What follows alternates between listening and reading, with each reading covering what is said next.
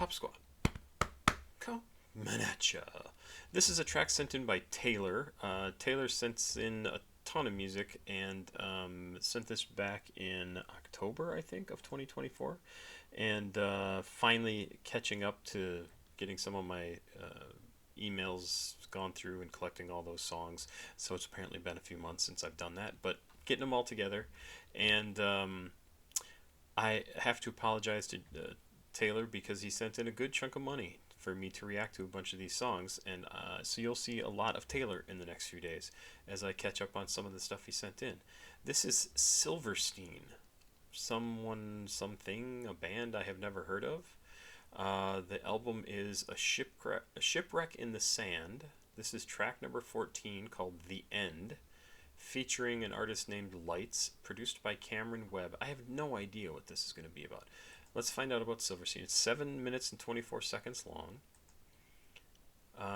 Silverstein is a Canadian rock band from Burlington, Ontario that formed in 2000. Their band name is a reference to the famous children's author Shel Silverstein, a fascinating guy, whom the band had admired and read the stories of as children. The band achieved moderate... He did things like The Giving Tree and The Great American Smoke-Off. Oh, sorry, no, that was the music that he wrote. That was a popular stoner song. I'm not kidding. Shel Silverstein was into that sort of thing. But yeah, he wrote tons of stuff. A Light in the Attic. I think, didn't he do the something at the end of the road, or where the sidewalk ends? The Giving Tree, there you go. A Light in the Attic, Missing Piece, Falling Up, Runny Babbitt. Everything on it. He did a ton of stuff. He wrote a ton of books. No, he did. I guess he didn't do Where the Sidewalk Ends. But yes, he's an interesting guy. But anyway, so they named their band after him. The band achieved moderate success with their second studio album, Discovering the Waterfront, which was nominated for a Juno Award and reached number 34 on the Billboard 200 charts, with the following two albums charting at similar positions. Silverstein has sold over 1 million albums worldwide. Have not heard of them. So this is the final track on this album. I was just going to check that out, but the annotation tells me that. It features the singer Lights, Lights. Shane Told revealed at an Acoustic River Oaks show that The End was written in 2000. The band tried to put the song on every album, but it never ended up making an album until 9 years later. That is interesting. So it just kind of tumbled down the years until they could find a place for it. Let us, I just moved away from this, and I wanted to look at what this is listed as. Rock, ballad, pop, punk, emo, alternative rock, acoustic, post-hardcore. Sounds like a combination of things that absolutely make sense and is going to be kind of interesting, especially for a 7-minute song. It seems weird. It came out in 2009. This song apparently has only been posted for 8 months on their channel. Weird. Maybe it's because it's the visualizer. But yeah, it came out in 2009 on a shipwreck in the sand. Let's check it out. Sorry. Please like, subscribe, and share. Please go watch another video on the channel. CashApp, PayPal, and Patreon are over here in the description of the video if you would like to send me something. Thank you to Taylor for sending this in.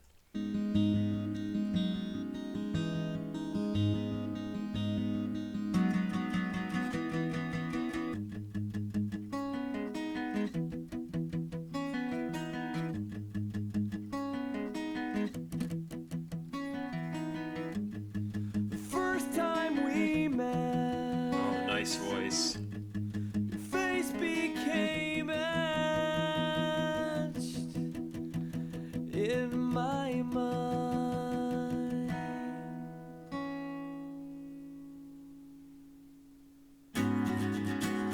You were the sun. I was the one who worshipped you. My hands were your guns. Your eyes were my muse. And I knew you could never love me. I had so much sorrow. Boy, that just sounded so amazingly good.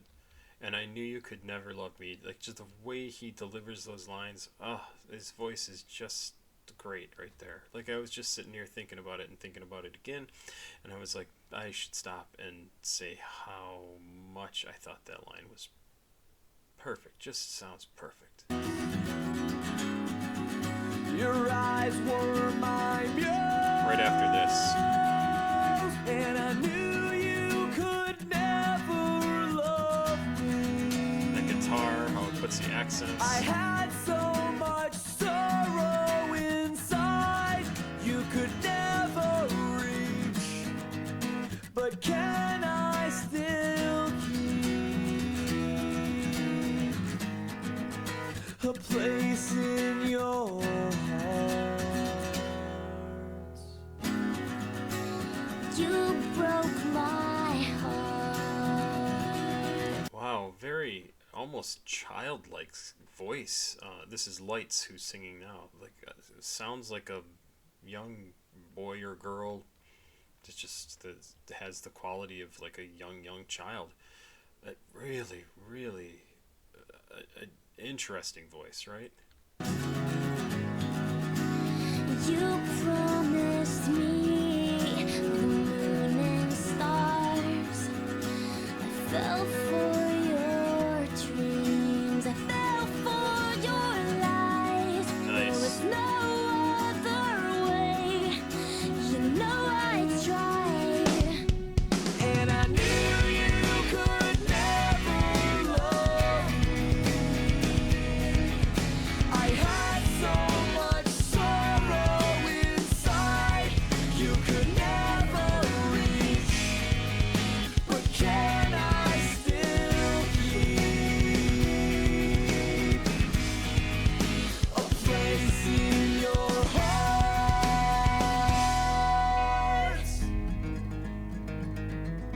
There's absolutely no reason why this shouldn't have been like a mainstream pop hit. It like as a ballad, it just is so good. You replace Lights with Gwen Stefani and Shane Told with, I don't know, Adam Lambert. I have no idea. And this song would have gone to the moon. Like, it would have been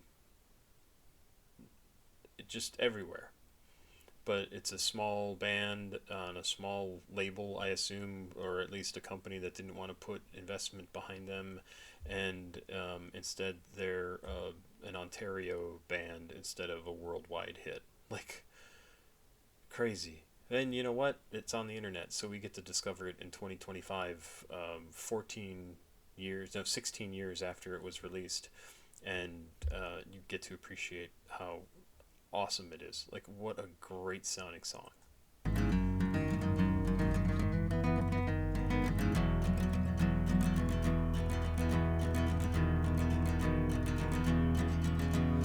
There is something I want you to know.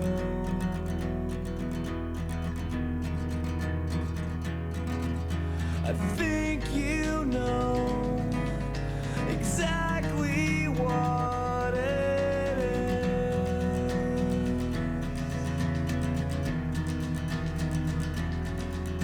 I didn't want to save you.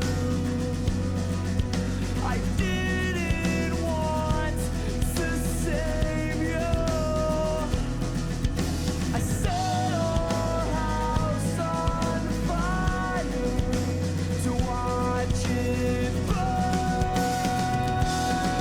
But I couldn't just leave you, and I knew you could never love me. Interesting. This is a really nice little lyric, or this whole verse.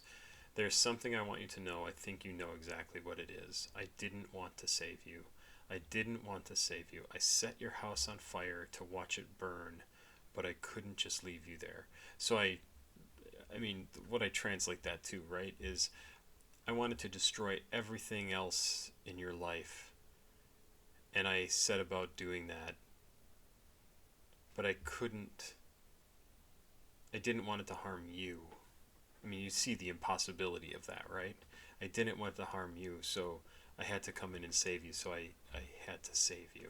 I didn't want to save you, but I did save you.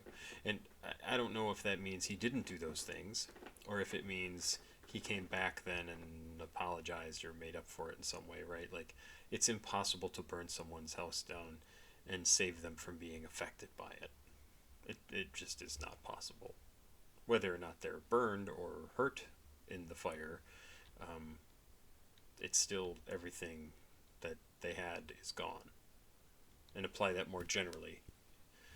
It's impossible to destroy someone's life and then come in and swoop in and rescue them and somehow be considered the hero, right? Like, you're not. And he says, I knew you could never love me. I had so much sorrow inside, you could never reach.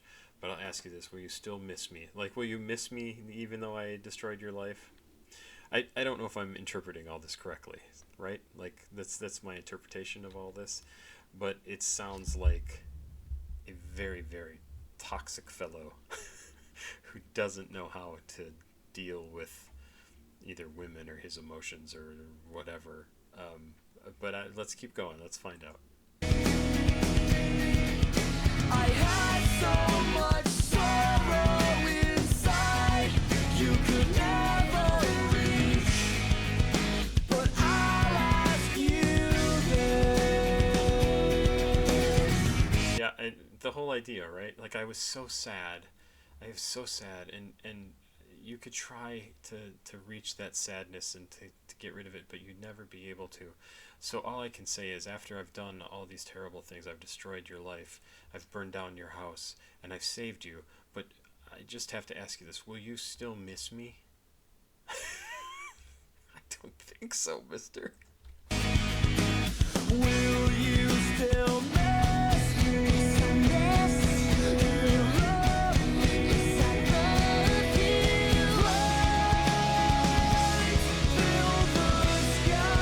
And then what's even worse is he says, will you miss me? Do you love me? And she answers, yes, I love you. I guess I'll miss you. Like, what is wrong with you?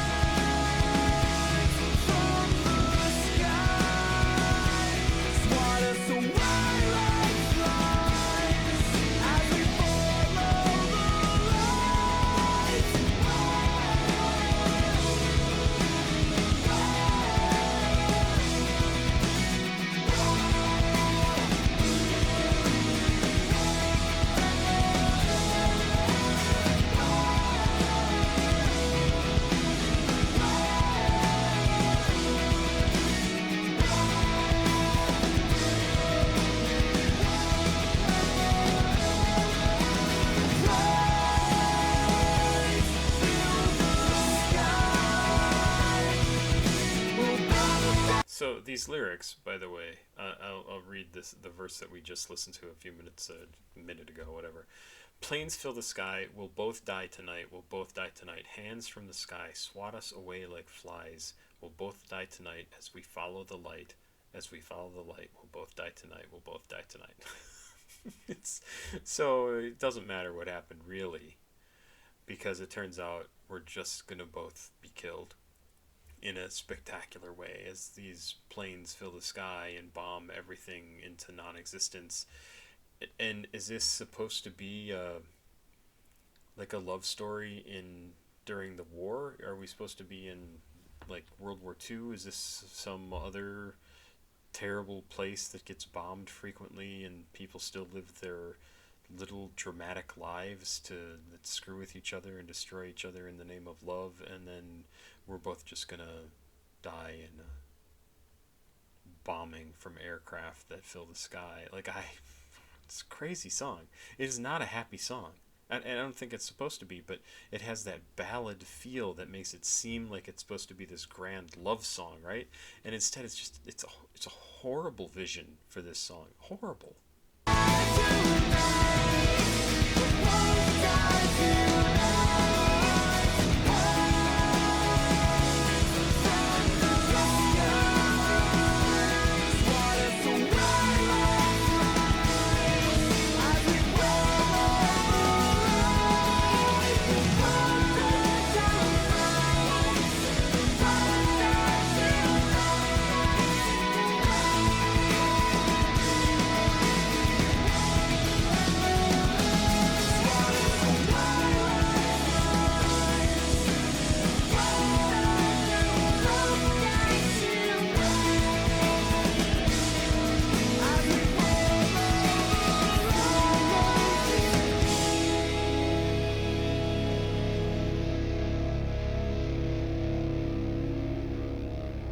nice long sustain.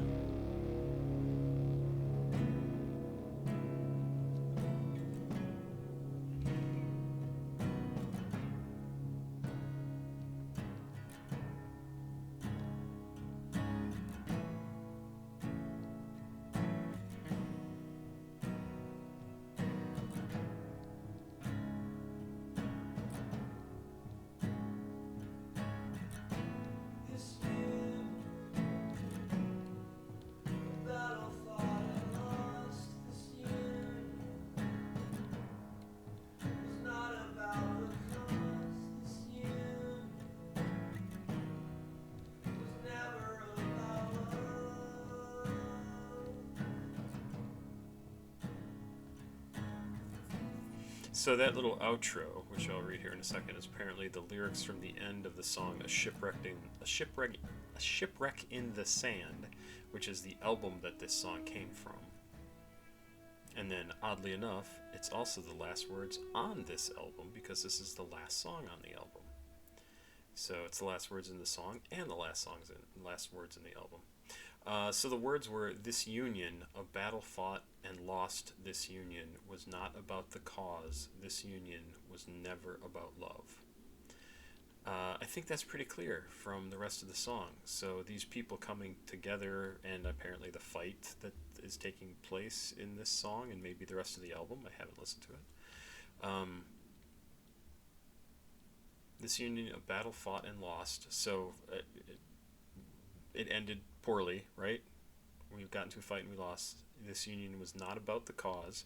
So the reason these people came together, this fight happened, this was not about the cause, and it was never about love. So what was it about?